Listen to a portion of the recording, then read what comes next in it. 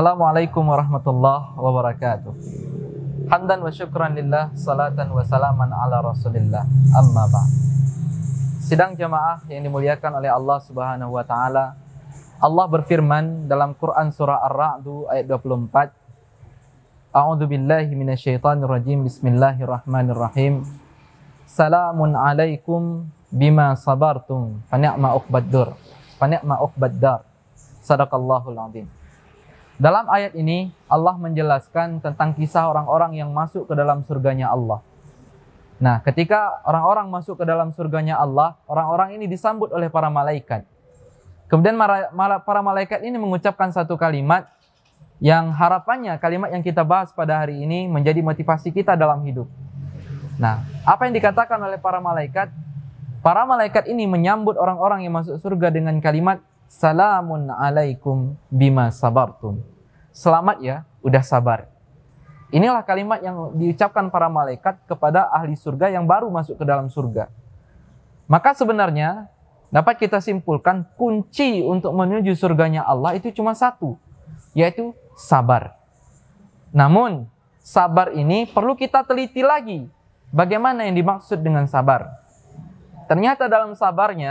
Ternyata dalam tafsirnya, sabar ini dibagi ke dalam tiga hal. Yang pertama, as-sabru ala ta'atillah. Yang kedua, as-sabru an maksiatillah. Yang ketiga, baru as-sabru anil bala.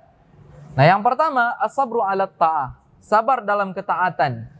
Nah, sabar dalam ketaatan ini artinya kita menjalankan perintahnya Allah dengan penuh kesabaran. Salat dengan kesabaran.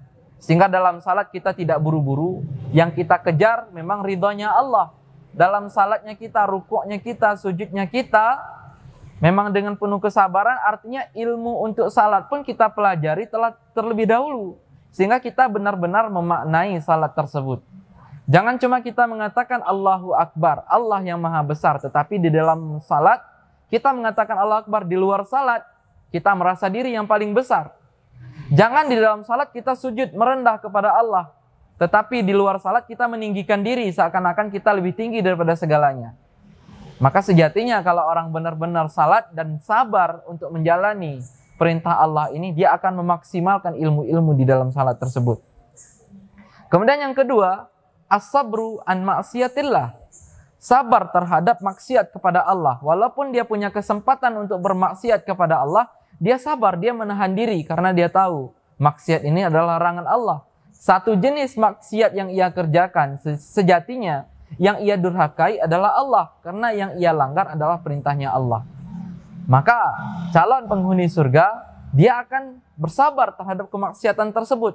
Sekalipun Allah berikan kesempatan untuk melakukan kemaksiatan tersebut, dia akan menahan diri karena ia tahu yang ia maksiati itu Allah. Sekecil apapun maksiat tersebut, sejatinya yang ia maksiati adalah Allah subhanahu wa ta'ala. Maka yang kita harus lakukan adalah menjaga diri. Walaupun ada kesempatan untuk memakan harta orang lain, maka jagalah diri kita. Karena sejatinya memakan harta orang lain adalah larangan Allah. Walaupun kita ada kesempatan untuk berzina, maka jagalah supaya kita tidak jatuh ke dalam perbuatan zina. Karena kita tahu zina adalah larangan Allah. Walaupun kita punya kesempatan untuk meminum minuman yang keras, jaga diri. Dikarenakan kenapa kita sadar meminum minuman keras ini larangannya Allah. Nah, ketika kita melanggar larangan Allah ini, artinya kita melanggar perintahnya Allah subhanahu wa ta'ala. Maka layakkah kita masuk surganya Allah, sementara kita tidak bisa sabar terhadap larangannya Allah? Maka tanyakanlah kepada diri kita sendiri. Kemudian yang ketiga, sabar terhadap bala. Bala atau ujian yang Allah berikan kepada kita, itu sejatinya Allah berikan sesuai dengan kemampuan kita. Karena kata Allah, la yukallifullahu nafsan illa wus'aha. Hamba itu tidak akan diuji melebihi kemampuannya. Apa yang sanggup kita hadapi, itulah ujian yang Allah berikan.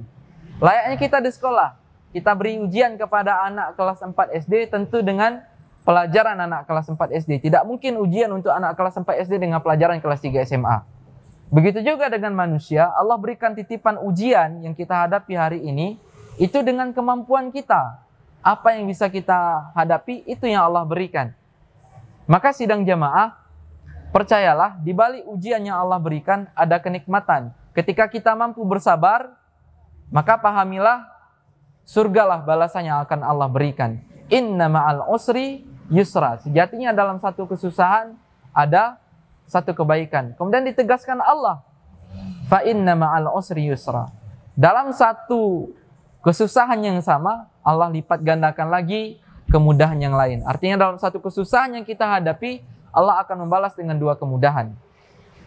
Sidang jamaah yang dimuliakan oleh Allah Subhanahu wa taala, berkaitan dengan kisah sabar terhadap bala ini, mungkin kita dapat mengambil satu kisah daripada salah satu sahabat Rasulullah sallallahu alaihi wasallam, yaitu Urwah bin Zubair.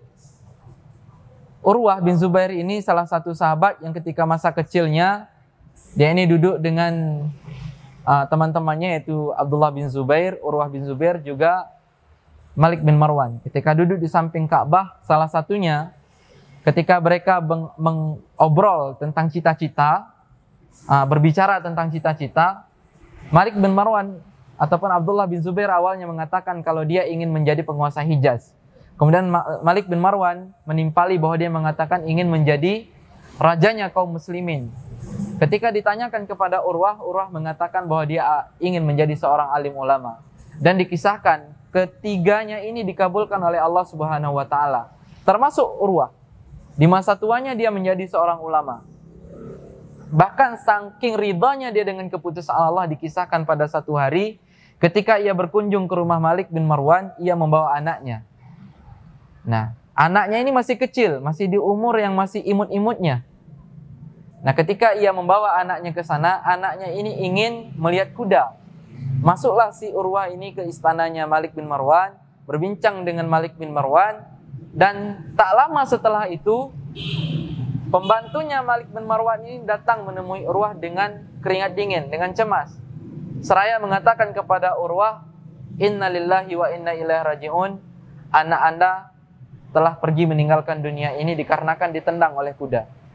Apa yang dikatakan Urwah? Apakah Urwah ketika itu marah? Tidak. Yang dikatakan Urwah, alhamdulillah, Allah sudah mengambil anak saya satu, artinya yang ia hadapi hari ini tinggal dua anaknya lagi. Inilah rasa syukurnya Urwah. Dalam kepedihan yang ia hadapi, dia masih bisa bersyukur kepada Allah dengan ucapan alhamdulillahi rabbil alamin. Dan ujian Allah tidak terhenti sampai di situ. Ketika ia menguburkan anaknya, yang mengambil anaknya itu langsung Urwah sendiri, langsung ke tanahnya. Dan qadarullah wa sya'a ma fa'al, kenalah kakinya Urwah ini satu bakteri, sehingga dokter atau tabib istana mengatakan kaki Urwah itu harus diimputasi, harus dipotong. Maka kata Urwah, silahkan. Setelah kakinya dipotong, Urwah lagi-lagi mengucapkan kalimat yang luar biasa, alhamdulillah, kaki saya sudah diambil oleh Allah satu. Artinya pertanggungjawaban saya di mata Allah tinggal kaki saya yang satu dan dua tangan saya. Kesabaran Urwah inilah yang harus kita tiru ketika Allah ujikan dengan satu ujian, dimulai dengan kalimat syukur. Syukur kepada Allah, alhamdulillah. Artinya Allah masih memberikan kita kesempatan untuk naik ke derajat selanjutnya. Bukankah setelah ujian itu biasanya ada kenaikan kelas? Maka sidang jamaah yang dimuliakan oleh Allah Subhanahu wa taala, dengan ini marilah sama-sama kita tanam kesabaran di dalam diri kita. Semoga kita termasuk orang-orang yang dirindukan oleh surga, sehingga nanti ketika kita masuk ke dalam surganya Allah, kita benar-benar disambut oleh para malaikat dengan kalimat salamun alaikum bima sabartum. Selamat, Anda telah sabar. Maka sidang jamaah yang dimuliakan oleh Allah, inilah yang dapat kami sampaikan, semoga bermanfaat. Wabillahi taufiq wal hidayah. Assalamualaikum warahmatullahi wabarakatuh.